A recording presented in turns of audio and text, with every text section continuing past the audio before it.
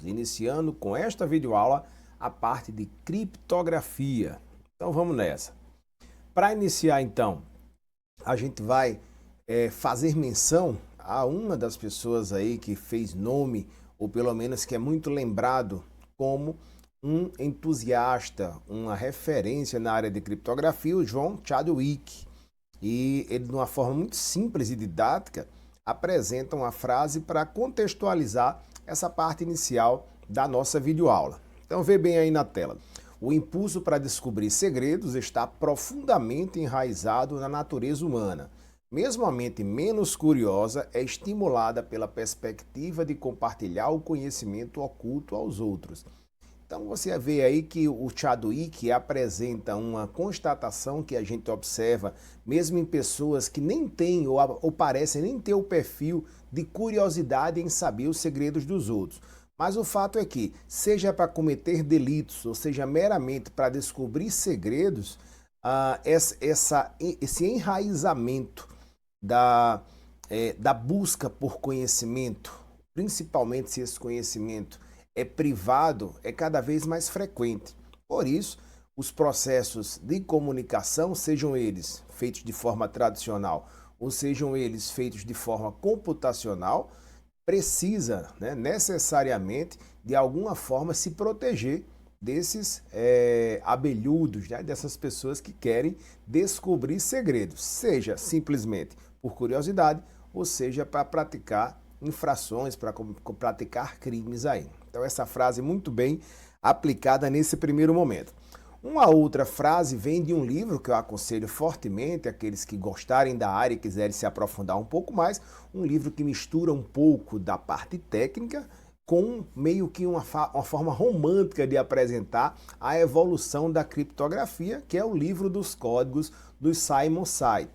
Esse livro é bem bacana, aparece aí como referência em muitas disciplinas relacionadas à criptografia e esteganografia e traz relatos históricos, definições e histórias aí de pessoas que contribuíram significativamente nessa área. Aconselho fortemente, livro dos códigos está traduzido e tem muita coisa bacana para complementar o que a gente vai ver por aqui.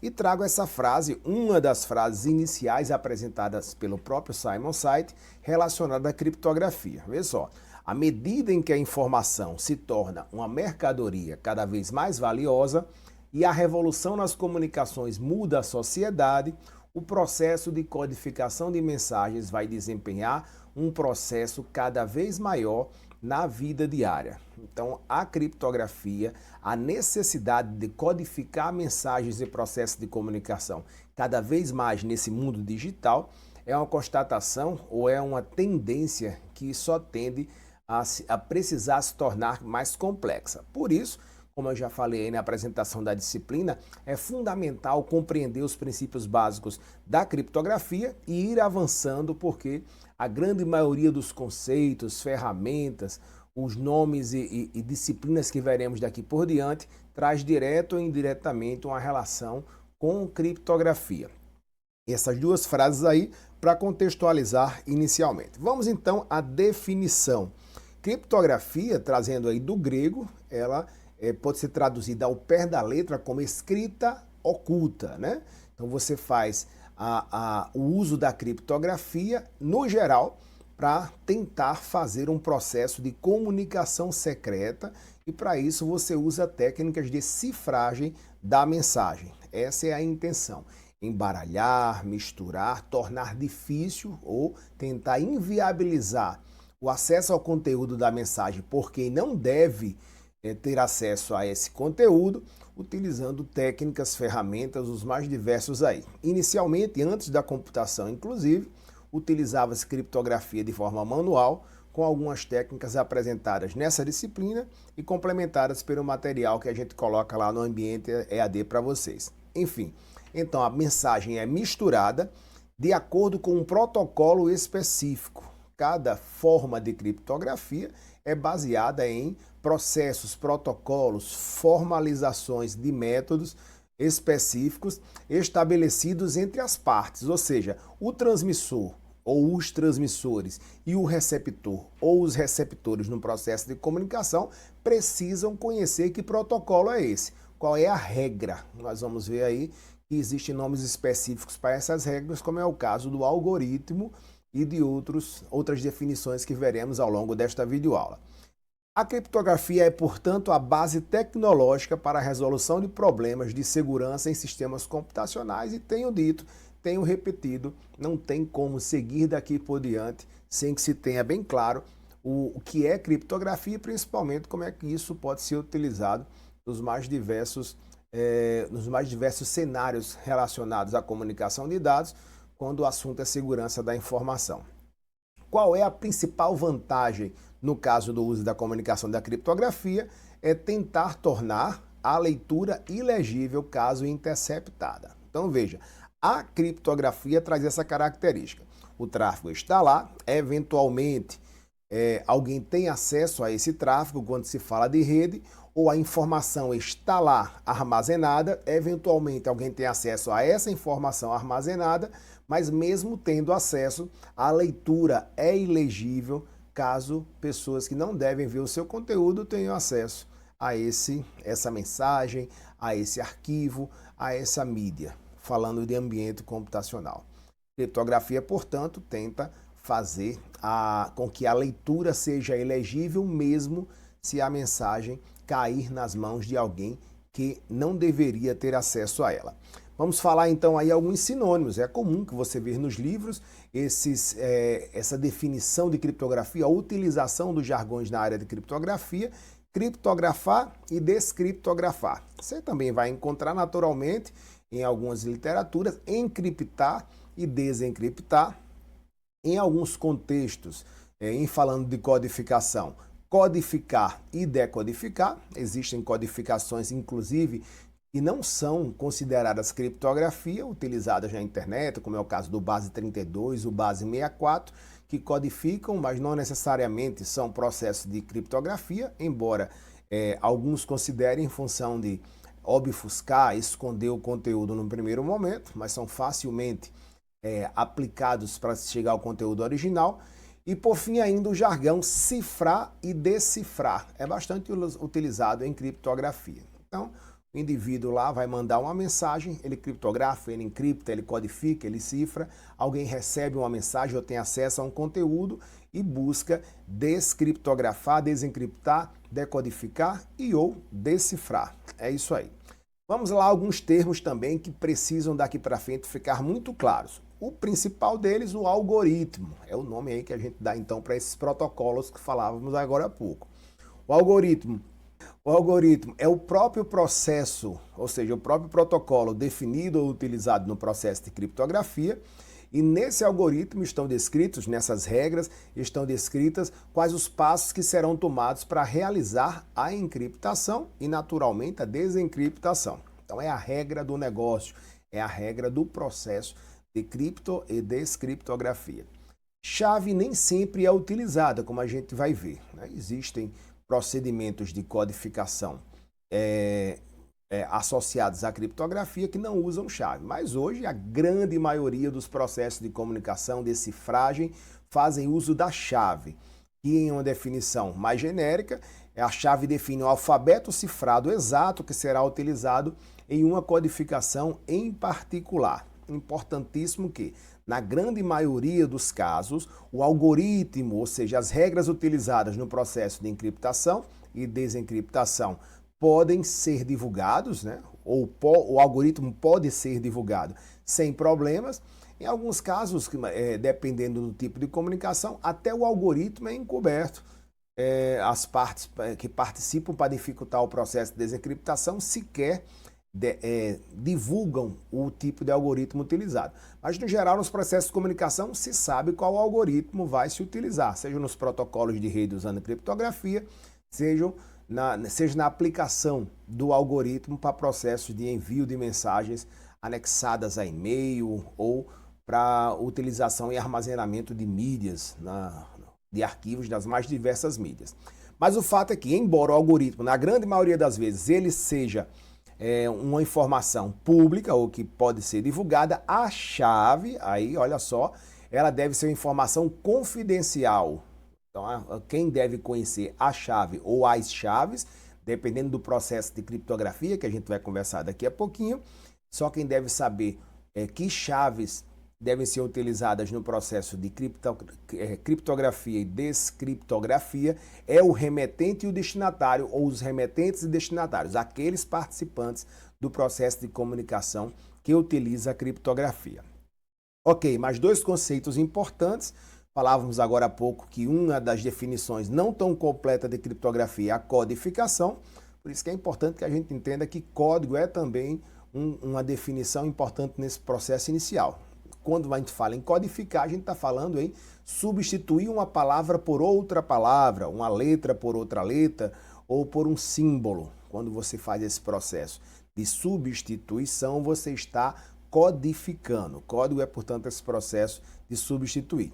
E cifra, também um termo muito utilizado em criptografia, é a transformação de caractere por caractere, ou seja, bit por bit, sem levar em conta a estrutura linguística da mensagem. São dois processos que podem ser usados de forma separada ou em conjunto nos algoritmos de criptografia, código e ou cifra. Então, os códigos hoje praticamente não são mais utilizados como métodos de criptografia, embora historicamente tenham sido muito importantes.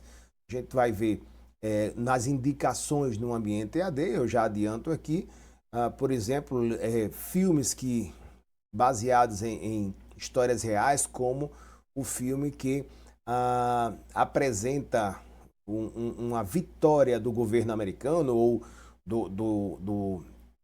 dos Estados Unidos durante uma de suas guerras em que ele participou, utilizando o código Navajo. O que é que ele fez?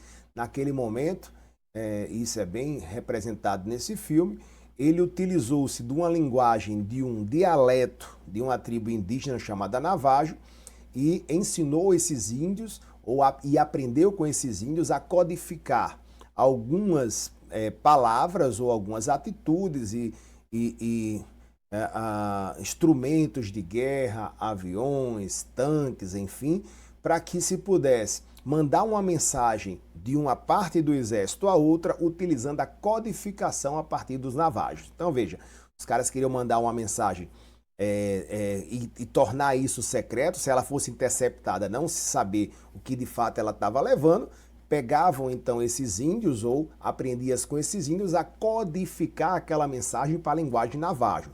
Passava então essa mensagem nessa linguagem, se fosse interceptada, ninguém fazia nem ideia do que era aquilo, chegando no destino então se decodificava como também fazendo uso do conhecimento indígena, com um indígena ou com alguém que aprendeu com ele, transformando da codificação navajo para a linguagem humana, humana não, porque os índios também, a gente está falando aqui de uma tribo indígena que tem um dialeto específico, mas transformando isso para a linguagem mais conhecida pelos americanos, do inglês para o navajo e navajo inglês, só para dar um exemplo de um processo de codificação.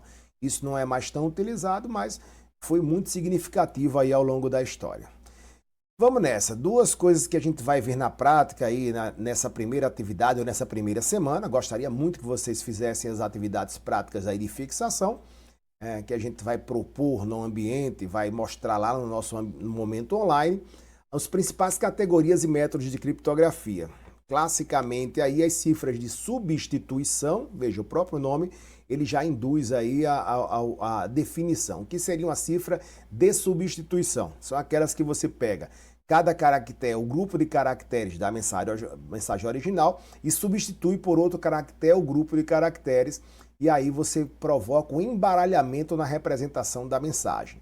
Você pega uma cifra de substituição, você tem ali regras, né? o seu protocolo, o conjunto de regras para fazer a substituição de determinadas letras por outras letras ou símbolos, e aí você faz o processo de codificação ou cifragem por substituição. Chegando no destino, você faz o processo inverso. Pega aquele símbolo ou aquela letra correspondente, fazendo o processo inverso, e você decifra por substituição. As cifras de substituição preservam a ordem dos símbolos do texto claro, mas disfarçam esses símbolos.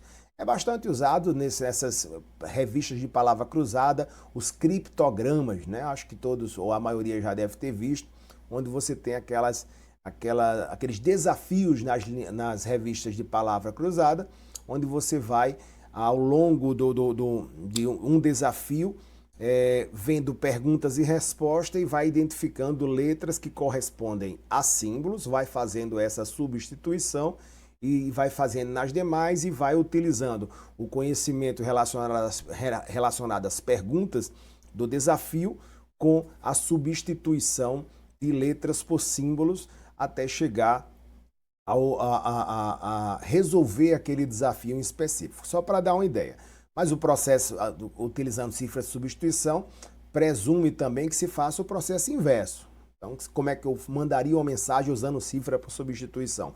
Eu tenho a minha tabelinha ali, né, de letras do alfabeto, ou eventualmente números, para símbolos ou outras letras, faço a substituição e envio a mensagem cifrada para o destino. Chegando lá, conhecendo o mesmo segredo ou a mesma cifra, o destinatário faz esse processo inverso, substituindo dos símbolos ou das letras para as letras originais e tem acesso ao conteúdo original. Já as cifras de transposição, também veremos exemplos práticos durante essa semana, ele utiliza geralmente o mesmo alfabeto original, só que, como o próprio nome diz, a gente faz uma transposição, geralmente um rotacionamento ordenado, uma reordenação dos caracteres. Então se faz uma reordenação lógica de caracteres, as letras de uma mensagem, por exemplo, com base em uma função. As cifras de transposição reordenam os símbolos, mas não os disfarçam. Então veja que aparentemente é uma coisa que seria mais simples, o resultado poderia levar alguém a desconfiar de como é que foi feito esse processo, mas vocês vão ver que na prática não é bem assim. Tanto que um dos processos de cifra de transposição mais usados aí ao longo da história, a cifra de César usava um shift, né, uma reordenação de 3 caracteres para enviar e fazia o processo inverso por quem recebia, e isso foi bastante utilizado e de difícil detecção. Vamos então fazer nas práticas dessa semana processos utilizando cifras de substituição e transposição para fixar esses dois conceitos de uma forma mais didática, mais lúdica, e eu acredito que com isso vocês vão fixar melhor esse conteúdo. É mais fácil você compreender esses processos fazendo exercício de fixação até do que decorando o que são as cifras de substituição e de transposição. Importantíssimo sobre o conceito de criptografia. Ao longo da história, essas constatações não mudam, pelo contrário, elas só se reafirmam. A primeira é que a criptografia é uma ferramenta, mas não é a única recomendável para buscar assegurar a segurança da informação. A criptografia não resolve todos os problemas de segurança, ela é imprescindível, mas não pode ser usada como única alternativa, como única técnica de implementar a segurança da informação. A criptografia não é a prova de falhas, então veja que mesmo métodos consolidados eventualmente podem apresentar falhas significativas que, ao serem exploradas, colocam aí em jogo, né, tudo que foi apostado no uso da criptografia. Isso aí se observa ao longo da história diversas vezes, inclusive em protocolos mais recentes, em uso de criptografia implementada em protocolos mais recentes. E por fim ainda aí, toda a criptografia teoricamente pode ser quebrada. Teoricamente pode ser quebrada. E caso não seja implementada corretamente, aí o problema complica ainda mais, não agrega de fato segurança real. Então hoje, quando a gente fala de criptografia usando computadores, tudo é uma questão de poder computacional. Quanto mais poder computacional você tem, você consegue implementar a criptografia em menos tempo e numa complexidade maior, mas também quanto mais se tem recursos computacionais, o processo de tentativa de quebra, de identificação, de descoberta dos protocolos que está se utilizando, os algoritmos que está se utilizando e das chaves para fazer o processo de descriptografia por aquelas pessoas que não fazem parte do processo de comunicação é cada vez mais evidente, mais claro, mais rápido. Então, essa confiança plena na criptografia, ela é colocada em xeque principalmente quando você está diante de poder computacional maior, possibilitando ou tendo aí um universo muito próximo em termos de tempo para fazer uma quebra de um protocolo, de um algoritmo novo utilizado, e se na implementação isso não for feito de forma correta, diversos problemas recentes foram explorados aí mundialmente a partir de falhas na implementação da criptografia. E aí, de fato, dá aquela segurança, a pseudo-segurança. Você acha que está seguro usando a criptografia e termina não estando seguro de fato. Beleza, então feitos aí as apresentações dessa parte inicial, vamos para as definições dos dois principais ou dos dois tipos de criptografia. Eles atualmente são usados de forma complementar, né? Ainda são bastante utilizados naturalmente, e vamos falar sobre cada um deles, as diferenças, os principais conceitos, para a gente ficar tranquilo na hora de utilizá-lo, saber o que utilizar, quando e como. Pois bem, as duas principais formas de usar a criptografia, os dois principais tipos são a criptografia simétrica e assimétrica. Simétrica e assimétrica. Os nomes já induzem aí a definição, mas aí vamos a dar uma explicada aqui para isso ficar bem claro, né? A criptografia simétrica, também chamada de criptografia tradicional, tudo diz respeito, tudo está relacionado a número de chaves. Lembra que a gente falou agora há pouco do conceito de chaves? Então veja, na criptografia simétrica, quando você vai enviar ou alguém vai enviar alguma informação usando criptografia simétrica, tanto a origem como o destino, o remetente ou os remetentes e o destinatário ou os destinatários compartilham uma única chave. Então essa é a condição ou é a situação. Você tem uma chave para encriptar e para desencriptar. Encriptar e desencriptar. Isso torna o processo computacionalmente mais leve e mais rápido, mas traz algumas consequências, como a gente vai ver aí em seguida. É muito comum se utilizar criptografia simétrica, por exemplo, quando você compartilha chaves para acessar redes Wi-Fi. Veja, quase todo mundo ou todo mundo que tem acesso às redes Wi-Fi aí da sua casa devem utilizar a mesma chave. Você está utilizando uma criptografia simétrica, já que todo mundo tem acesso a essa chave compartilhada. Da mesma forma, quando a gente vai enviar uma mensagem usando criptografia simétrica, previamente, origem e destino já compartilham essa chave, seja na forma de um programa, seja na forma de a solicitação de uma senha para acesso a um conteúdo. Essa senha, implementando a criptografia simétrica, é usada na origem e no destino. Então, fechou aí, né? Criptografia simétrica, uma única chave entre origem e destino. Assimétrica, aí ela traz um modelo de implementação diferente, onde cada entidade, ou seja, cada pessoa, cada órgão, cada componente participante do processo de comunicação tem um par de chaves, uma chave pública e uma chave privada. Então, se você tem um grupo usando criptografia assimétrica de 5 pessoas, você vai ter 10 chaves em jogo ali. Cada um dos 5 tem uma chave pública e uma chave privada. Um processo de comunicação simples entre duas pessoas ou duas entidades, você tem de um lado uma chave pública e uma chave privada da origem, uma chave pública e uma chave privada do destinatário.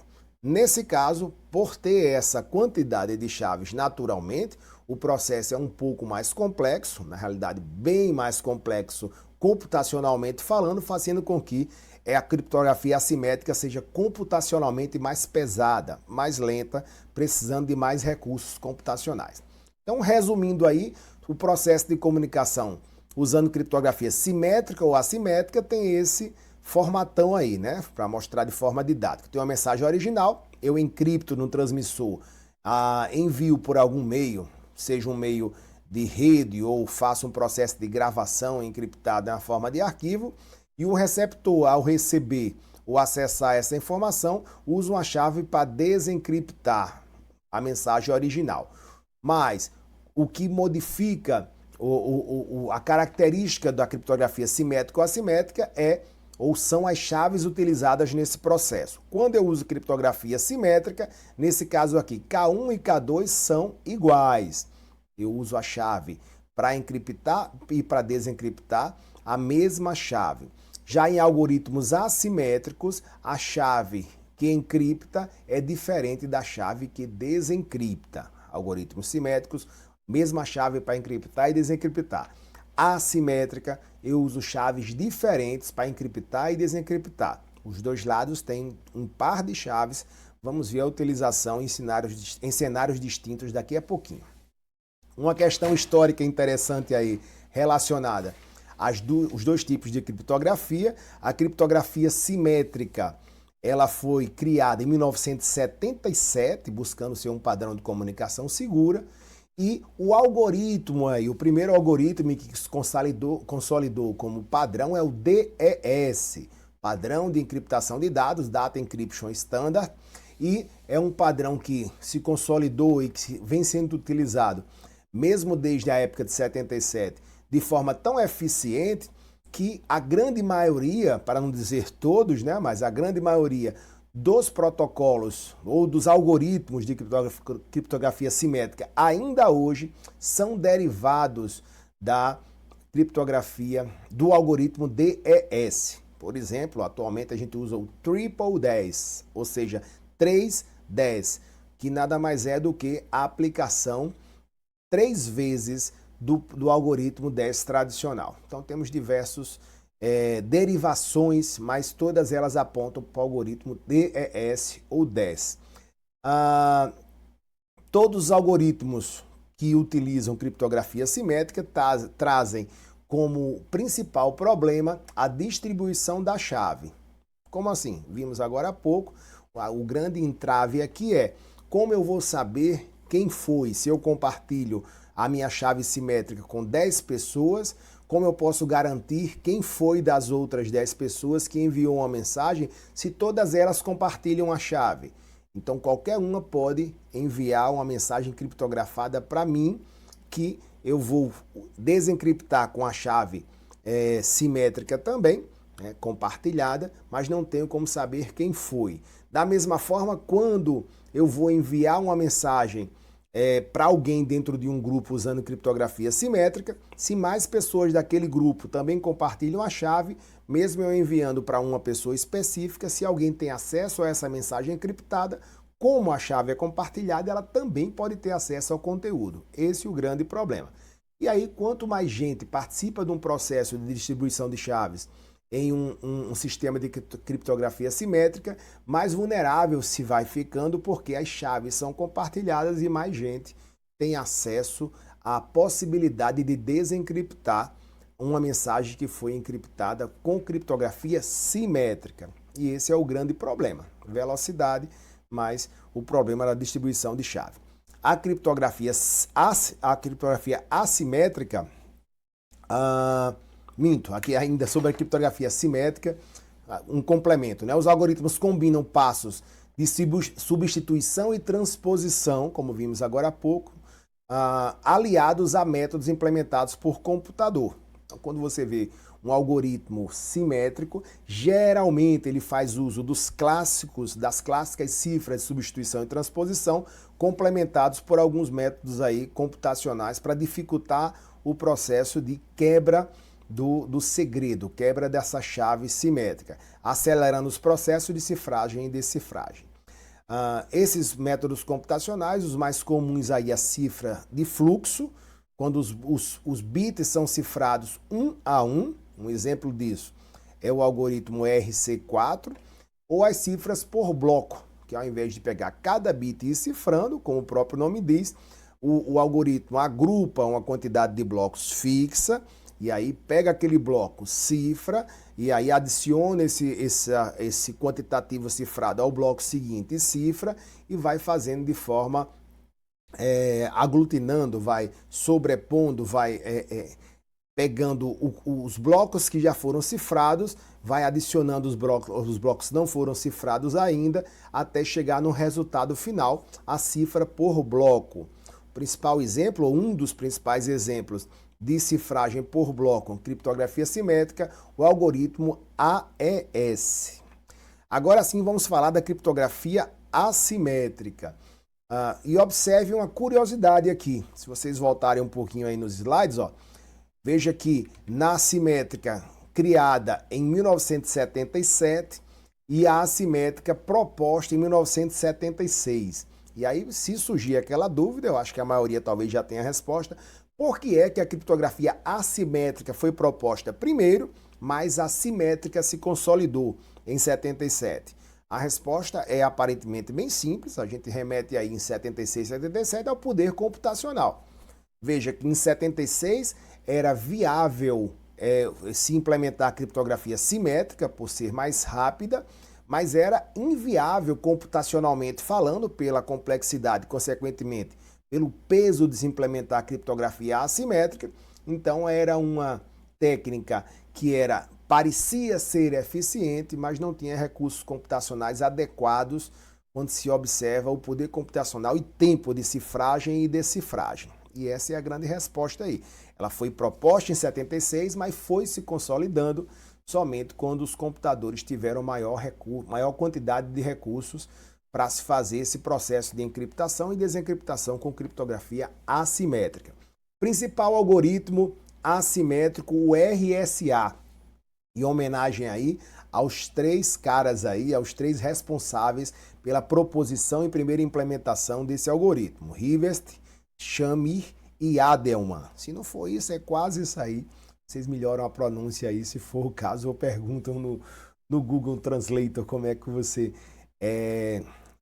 você fala o nome dessa galera que propôs e implementou o RSA, o nome dos três aí. Pois bem, vamos agora aos detalhes da criptografia assimétrica. O que é esse par de chaves e como é que ele é utilizado? Cada usuário que deseja utilizar um algoritmo assimétrico possui um par de chaves. Vimos isso agora há pouco. E esse par de chaves é calculado de forma independente e eles são complementares, ou seja, eu tenho uma chave para encriptar, uma chave para desencriptar.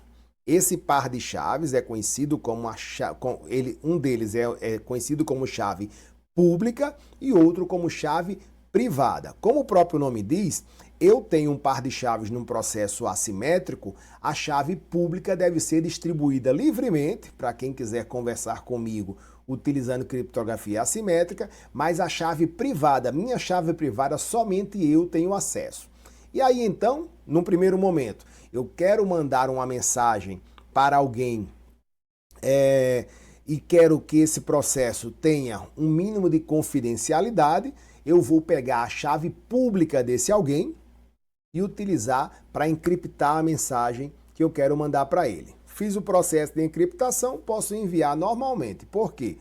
No caso da criptografia assimétrica, ao contrário da simétrica, depois de eu encriptar uma mensagem usando a chave privada, a chave pública do destinatário, somente a chave privada dele pode abrir essa mensagem. Nem mesmo eu consigo desencriptar uma mensagem que eu encriptei usando a chave pública de um destinatário. Pegaram aí, ó?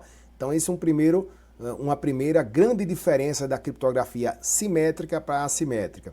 Eu pego a chave pública do destinatário, encripto e envio a mensagem encriptada e somente ele pode abrir essa mensagem com a chave privada dele. Então, para se comunicar com outro usuário, deve-se possuir a sua chave pública, como a gente falou, distribuída livremente. Uma mensagem criptografada com a chave pública de um usuário só pode ser descriptografada por sua chave privada. Vamos aí a essa ilustração. A primeira mostra o que a gente falava agora há pouco. Eu quero enviar uma mensagem de forma confidencial para um destinatário. Vamos pegar aí os personagens clássicos da criptografia, Alice e Bob. Então veja, Alice quer mandar uma mensagem privada para Bob, utilizando criptografia assimétrica. Ela pega a chave pública de Bob, que é pública, pega a mensagem, encripta com ela e envia. Nesse meio do caminho aqui, ó, vamos supor que a Alice perdeu a mensagem original antes de cifrar. Então nem ela mesma vai conseguir mais acesso ao conteúdo dessa mensagem que foi encriptada, foi cifrada com a chave pública de Bob.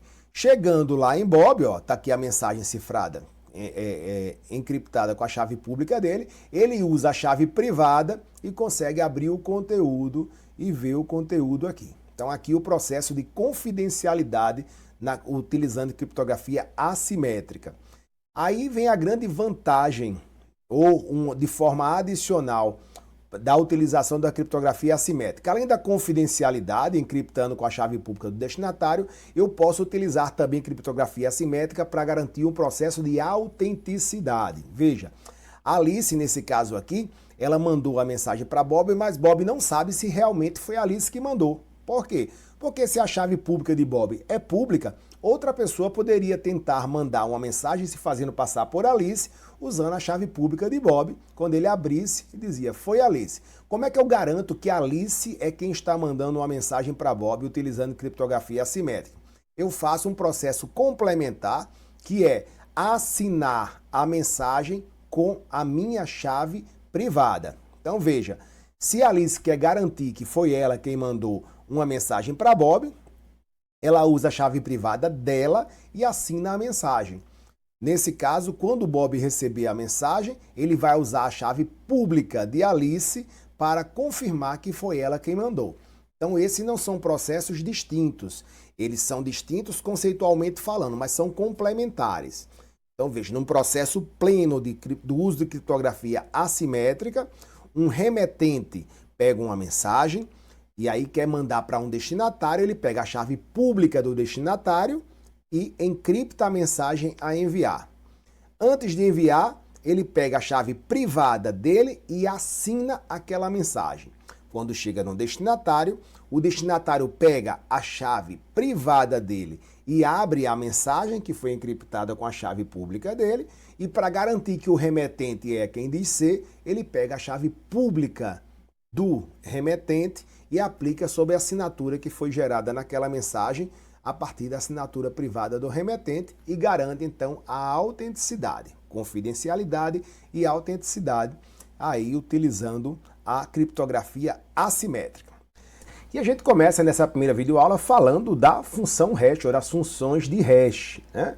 As funções de hash, elas são funções que são e ainda são utilizadas para gerar assinaturas ou representações criptográficas de conteúdos dos mais diversos tamanhos, e o nome vem, o algoritmo de hash, da utilização de uma função, duas funções que são implementadas pelo algoritmo de hash e mapeiam dados de tamanhos variáveis e um string de tamanho fixo. Então, a primeira coisa importante para a gente fixar nessa parte inicial é que toda assinatura hash, desde que tenha o mesmo número de bits no algoritmo, ela tem o mesmo tamanho. Se eu tiver aí uma pequena letra, um conjunto de letras, um conjunto de frases ou arquivos imensos, após a aplicação do algoritmo de hash, nós temos uma uma assinatura hash de um tamanho fixo, independente da mídia original. A string que é chamada, que é gerada, como eu falava, é chamado de assinatura hash ou código de hash ou simplesmente hash.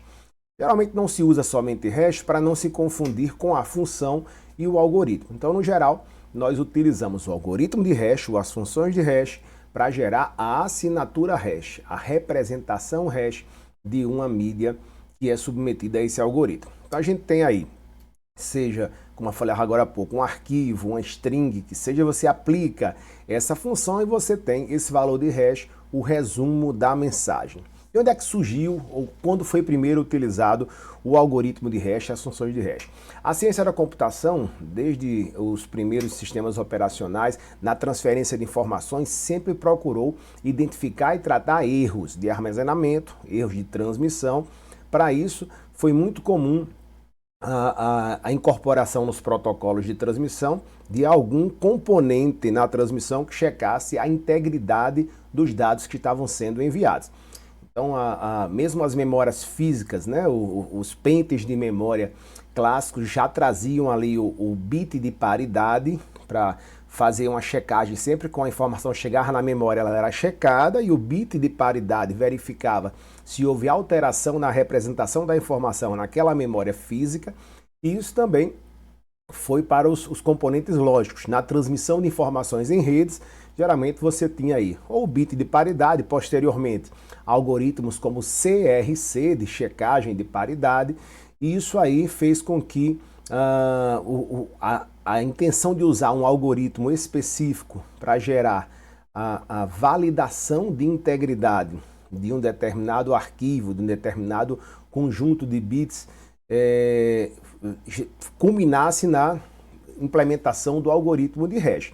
Então a intenção inicial e que deu origem aí à função de hash foi essa intenção de checar a integridade de mídias, integridade de dados que iam sendo armazenados ou transmitidos e, consequentemente, também a detecção de erros na hora que essa integridade é alterada. Hoje é muito comum, vocês vão ver, talvez tenham até prestado atenção e não tenham entendido, porque é que muitos programas hoje, quando são colocados para download, junto com eles são disponibilizados as assinaturas hash. Então você vê, por exemplo, você vai baixar um software da Receita Federal para evitar que você baixe um programa ou um software malicioso diferente daquele que foi disponibilizado originalmente pela Receita Federal.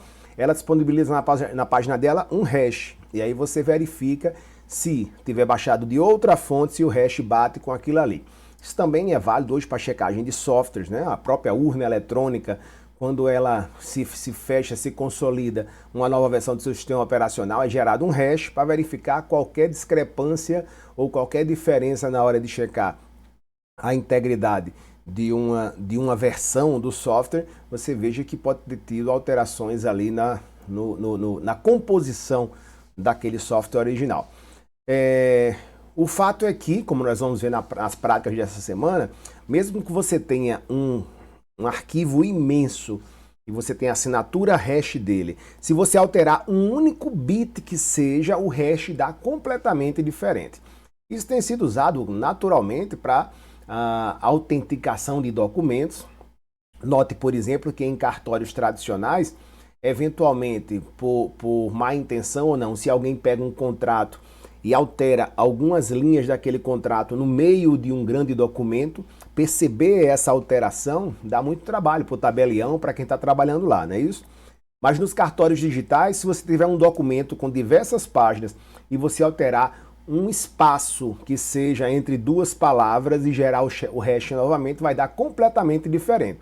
Então o hash tem essa garantia de que uma pequena alteração ou uma grande alteração que seja em um documento vai gerar uma mudança na sua assinatura hash e, consequentemente, fica comprovado que ele sofreu uma mudança na sua integridade, na sua composição.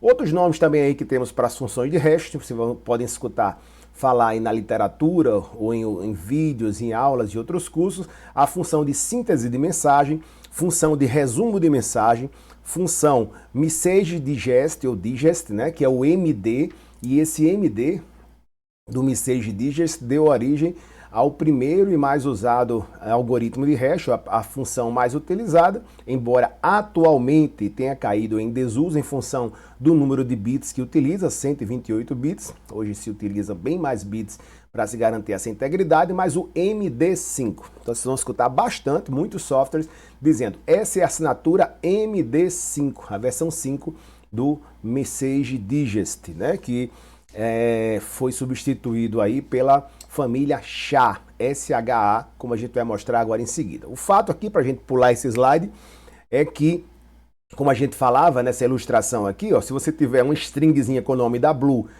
aqui está a hash MD5 dessa string. Se você tiver uma frase com o nome da Blue, alterei alguma coisa, a função de hash dá completamente diferente, então não é proporcional a mudança ou alteração de quantidade aqui para mudanças aqui, muda completamente essa geração da assinatura hash. E aqui uma outra frase, outra função hash, os três aqui, observe os três completamente diferentes. Mas observe também que os tamanhos de origem aqui variam, mas os tamanhos das assinaturas hash são sempre fixos, tá? Então, independente do arquivo de origem, dependendo do algoritmo que se utilize, o tamanho da sua assinatura é o mesmo em número de bits, em número de caracteres para qualquer mídia que seja. Pois bem, como é que funciona internamente a função de hash? O algoritmo envolve o uso repetido de uma função de compressão que utiliza duas entradas. Então veja só, pego A mídia original, ela é uma cifra de bloco, né? Ela é divide em blocos de tamanho fixo, então aplica uma função sobre este bloco. É gerado então um outro bloco encriptado, ou seja, resultado da aplicação dessa função, e esse bloco é então reinserido como uma das entradas para a próxima rodada. Fica então o bloco anterior cifrado e um novo bloco de tamanho fixo do tamanho da mídia original. Então, quanto maior for a mídia original, mais procedimentos vão ser feitos, né? Então, eu tenho ali um arquivo com poucas linhas e vamos supor que ele dê 10 blocos. No final, eu vou ter aí 10 repetições da aplicação da função de compressão, sempre pegando a compactação do último bloco e aplicando junto com a função ao novo bloco e concatenando, né? Aplicando aí uma função, um XOR nesses dois blocos até chegar ao último bloco. Se eu tenho aí um super arquivo, sei lá, um PDF de 500 páginas, eu vou ter aí o número de repetições desse procedimento de aplicação da função equivalente a equivalente ao tamanho desse arquivo dividido pelo tamanho do bloco. Então, ele pode gerar aí dezenas, centenas, milhares ou milhões. Demora um pouco, mas ao final vai ter uma assinatura de tamanho fixo, que, relembrando, vai ter o número de bits igual a arquivos pequenos também, porque sempre vai haver aí o reaproveitamento do bloco anterior e a entrada aí do novo bloco, onde se aplica essa função. A entrada de n bits da etapa anterior é chamada de variável de encadeamento, e o bloco de bits novo proveniente do arquivo, né, cada bloco que vai sendo separado e inserido para aplicar a função de hash, é chamado bloco B. O valor final da variável de encadeamento é então a nossa assinatura hash. Coisa muito importante. Alguém pergunta, eu posso quebrar uma chave de hash, ou seja, eu posso pegar um arquivo, aplicar o hash e ter um hash dele.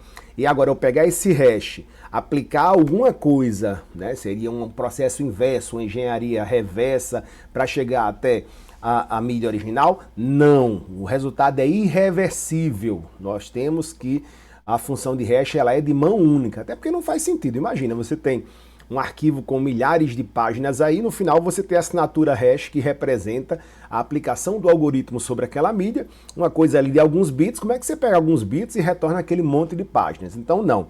O que acontece, e é bastante utilizado principalmente para o armazenamento de senhas, é que se armazenam as senhas em sistemas operacionais, em bases de dados, em eventualmente sistemas em nuvem, se armazena o hash da senha que foi cadastrada pelo usuário. O que se pode fazer é aplicar o algoritmo em sugestões de senha e comparar os dois hashes para verificar se eles são iguais. Se os dois forem iguais, então a senha é a mesma. É assim que, entre aspas, você quebra ou descobre uma assinatura a partir de uma assinatura hash. E isso é usado, por exemplo, em técnicas de ataque conhecidas como ataque do dicionário e força bruta, que não serão vistas naturalmente nessa disciplina em função do tempo que temos. Nós estamos apresentando aí a criptografia e seus detalhes, os seus protocolos, sua utilização. Os ataques em específico vocês verão em seguida nas próximas disciplinas, quando vocês virem efetivamente a parte de ataques a sistemas computacionais. Mas guarda aí essa informação. O ataque contra o hash, o ataque padrão contra o hash, é o ataque contra senhas armazenadas no formato de hash, conhecido como ataque de força bruta ou ataque do dicionário. Pois bem, como eu falava, o MD5, o primeiro que se consolidou, veio a partir da atualização das versões anteriores, MD2, MD4, o MD5 se consolidou e foi usado por muito tempo, utilizava 128 bits. Hoje caiu em desuso, como falávamos agora há pouco, praticamente não é mais usado. O que nós temos aí, pelo menos, é o SHA-1. O SHA vem de Standard Hash Algorithm, ou seja, algoritmo de hash padrão. A versão 1 já trazia 160 bits e hoje convencionou-se usar pelo menos 256 bits. Então é muito comum hoje você fazer assinaturas hash usando o SHA-256. Embora algumas instituições de perícia, por exemplo, por preciosismo, prefiram utilizar versões do SHA com mais bits. Alguns órgãos periciais ligados à polícia científica, por exemplo, geralmente utilizam até o SHA 1028, 1024 ou 2048. Então, o que seria o SHA 2048? Como o próprio nome diz, seria um algoritmo SHA de hash utilizando os 2048 bits. É exagero para hoje. Se você vai usar no dia a dia com comprovação e com garantia, pelo menos no momento de integridade e segurança, a sugestão é usar pelo menos o SHA-256. Alguns outros algoritmos de hash menos utilizados e menos conhecidos, mas também disponíveis, RIPE-MD, o Tiger e o Panamá, com 256 bits. Valeu, pessoal! A gente se encontra na próxima visão.